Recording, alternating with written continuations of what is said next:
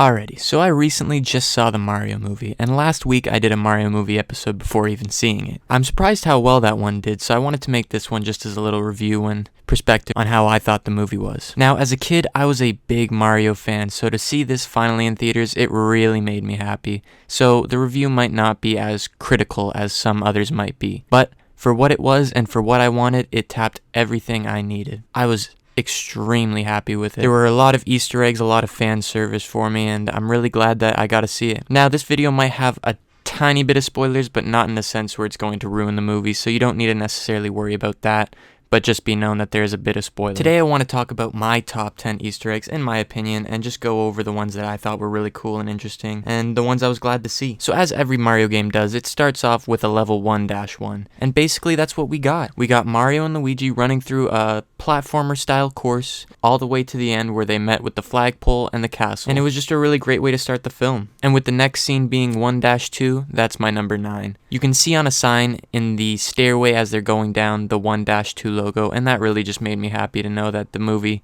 really stuck true to the Mario games in that sense. My next favorite was Mario and his P-speed running.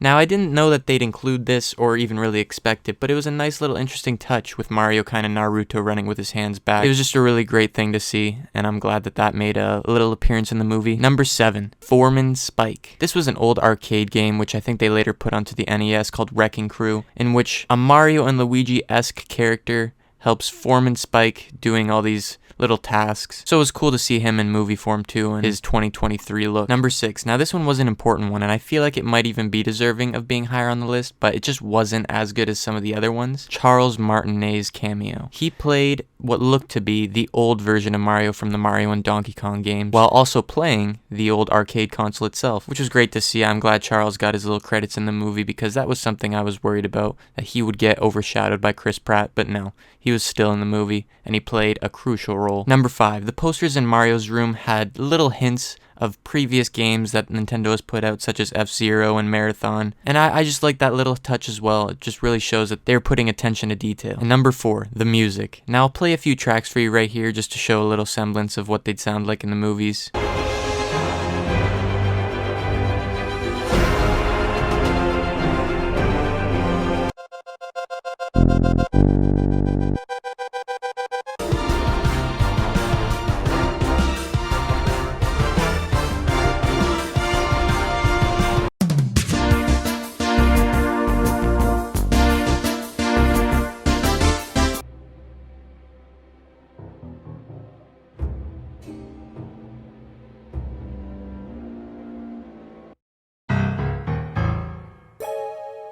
And just hearing these tracks again was fantastic. I mean, you love to hear all these old songs being remixed and put back into the film. It's just really interesting to see how they did it, and I'm glad that Koji Kondo was a big part of the movie as well. Number 3, the Mario Kart 8 car customization. This was an interesting scene because it actually had all the karts that would be in Mario Kart 8 in the scene where they select their cars for the race. This was just an interesting little detail again. I'm surprised they were really as thorough as they were with it, and pretty exact with what you could select in the game. It was very, very exact to the game. Number 2, the Antiques Shop. Oh baby, this had a whole boatload of Easter eggs, so I'm just going to put it into this one section here. You had items like the Yoshi coin, the hammer, the warp whistle. It was just an amazing scene, and I'm glad that they included all those extra little things while also not overcrowding the movie with it all. But number 1 for me, this was my favorite part of the scene, just because I guessed in the theater it was going to happen, but the blue shell. Now, Bowser, when he sent out his minions, sent out a bunch of Koopa Troopas on the racetrack, and one of them happened to have a ginormous crushing car with a Piranha Plant-esque crushing thing at the front of it. I'm not really sure what it was, but once he was finally defeated,